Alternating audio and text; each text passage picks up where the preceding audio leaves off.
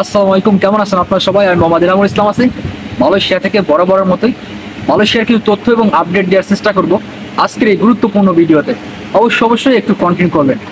First of all, যারা কিনা আসলে মালয়েশিয়াতে প্রফেশনাল ভিসায় আসতে চায়, আজকের এই ভিডিওটা তাদের জন্য। অনেক সময় বাংলাদেশ থেকে যারা কিনা আসলে কলিং ভিসায় মালয়েশিয়াতে আসতে পারে নাই, টাকা পয়সা দিয়ে এজেন্টের কাছে ধরা খাইছে অথবা দালালের কাছে টাকা পয়সা রয়ে গেছে, এখন মালয়েশিয়াতে পাঠানোর কথা বললে পারে তারা বলে যে প্রফেশনাল ভিসায় তোমাদেরকে পাঠানো হবে, এবং অনেক দালাল বলে যে তোমাদেরকে মালয়েশিয়াতে পাঠানো হবে, কোনো সমস্যা নাই, আপনারা মালয়েশিয়াতে আসতে পারবেন, এরকম কিন্তু অনেক দালাল বলে। এখন কথা হলো, আপনাকে জানতে হবে যে আসলে প্রফেশনাল ভিসা কি এবং প্রফেশনাল ভিসার কাজ কি, এবং প্রফেশনাল ভিসা কি সারা বছর খোলা থাকে কিনা, এই ব্যাপারে অবশ্যই আপনাদেরকে জানতে হবে এবং বুঝতে হবে। সেটা হচ্ছে যে ফার্স্ট অফ অল যে ব্যাপারটা, সেটা হচ্ছে যে প্রফেশনাল ভিসা কি সারা বছর খোলা থাকে কিনা। জি, মালয়েশিয়াতে প্রফেশনাল ভিসা সব সময় খোলা থাকে। কোম্পানির প্রয়োজনে লোক আনতে পারে কোম্পানি অন্য দেশ থেকে, তবে অবশ্যই কোম্পানির যে লোক আনবে অথবা যে কর্মীগণ আনবে মালয়েশিয়াতে, তারা অবশ্যই দক্ষ হইতে হবে। আশা করি আপনারা বুঝতে পারছেন ব্যাপারটা। এবং নাম্বার 2, মালয়েশিয়াতে প্রফেশনাল বিষয় যারা আসতেছেন, তারা মালয়েশিয়াতে যারা প্রফেশনাল বিষয় আসতেছেন এবং আসার জন্য আগ্রহ দেখাচ্ছেন, আপনাদেরকে বলবো প্রফেশনাল ভিসা কিন্তু 2 বছর আপনি কন্টিনিউ করতে পারবেন মালয়েশিয়াতে। 2 বছর পর কোম্পানি যদি পারে ভালো কথা ভিসা কন্টিনিউ করতে, সেটা কোম্পানির ব্যাপার। আর যদি না পারে তাহলে কিন্তু আপনাকে দেশে চলে যেতে হবে, আর না হলে মালয়েশিয়াতে কিন্তু অবৈধভাবে থাকতে হবে। এই জিনিসটা মাথায় রাখতে হবে অবশ্যই। এরপরে যে ব্যাপারটা, টাকার ব্যাপারটা আসি। আপনারা জানেন যে মালয়েশিয়াতে আসতে কিন্তু মিনিমাম এখন 5 থেকে 6 লাখ টাকা, তারও বেশিও লাগতেছে বর্তমান।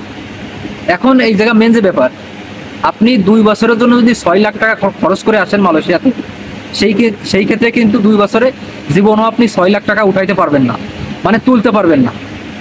মানে আপনি যে টাকা খরচ করে আইছেন, এই টাকা কিন্তু অতি সহজেই আপনি তুলতে পারবেন না।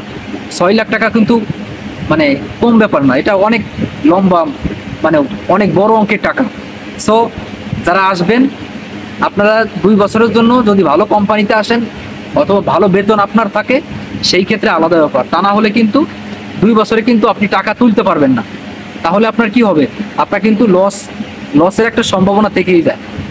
এই কারণে যারা ভাবতেছেন যারা প্রফেশনাল বিষয়ে আসবেন, তারা একটু ভাবে চিন্তে আসেন।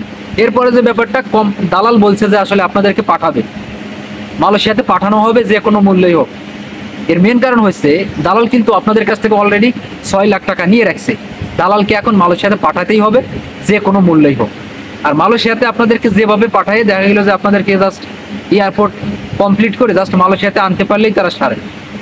এটা হচ্ছে মেন ব্যাপার। এখন যে কোনো মাধ্যমে হোক প্রফেশনাল হোক ট্যুরিস্ট, হ্যাঁ যেভাবেই হোক, এটা হচ্ছে মেন ব্যাপার। যে সকল দালাল বর্তমান বলতেছে যে আপনাদেরকে মালয়েশিয়া পাঠানো হবে, তারা ম্যাক্সিমাম সময় এইসব বিষয় মালয়েশিয়াতে পাঠাবে। এই জিনিসটা মাথায় রাখবেন। সর্বশেষ যে ব্যাপারটা, আপনি আদৌ কি দক্ষতা আছেন কিনা, আপনি কি দক্ষ কাজ কাম জানেন কিনা, সেই ব্যাপারেও অনেকটা প্রশ্ন থেকেই যায়।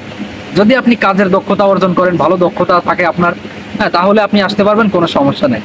এটা হচ্ছে মেন ব্যাপার প্রফেশনাল ভিসার A to Z। আশা করি আপনারা বুঝতে পারছেন ব্যাপারটা। 1 নম্বরে 6 লাখ টাকার মতো আপনার খরচ হবে প্রফেশনালে বর্তমান আসতে হলে, এটা হচ্ছে সত্য কথা, যেটা ভাই সত্য যেটা। 2 নম্বরে আপনি 2 বছর মালয়েশিয়া থাকতে পারবেন, তাও কোনো গ্যারান্টি নাই, মানে 2 বছর থাকতে পারবেন, তারপরে গ্যারান্টি নাই আর কি। আপনি হয় অবৈধ থাকতে হবে, না হলে দেশে চলে যাইতে হবে। নাম্বার 3, আপনাকে দক্ষ লোক হইতে হবে। নাম্বার 4, আপনারা যখন আসবেন একটু হিসাব নিকাশ করে আসেন। আশা করি আপনারা বুঝতে পারছেন ব্যাপারটা। যারা কিনা ম্যাক্সিমাম সময় প্রফেশনাল ভিসা নিয়ে প্রশ্ন করেন, আজকের ভিডিওটা তাদের জন্য বেস্ট আমি মনে করি। আশা করি আপনারা সব কিছু জানতে পারছেন এবং বুঝতে পারছেন। ধন্যবাদ সবাই, ভালো থাকবেন, দেখা হবে পরবর্তী কোনো ভিডিওতে। ততক্ষণ পর্যন্ত ভালো থাকবেন, সুস্থ থাকবেন, আল্লাহ হাফেজ।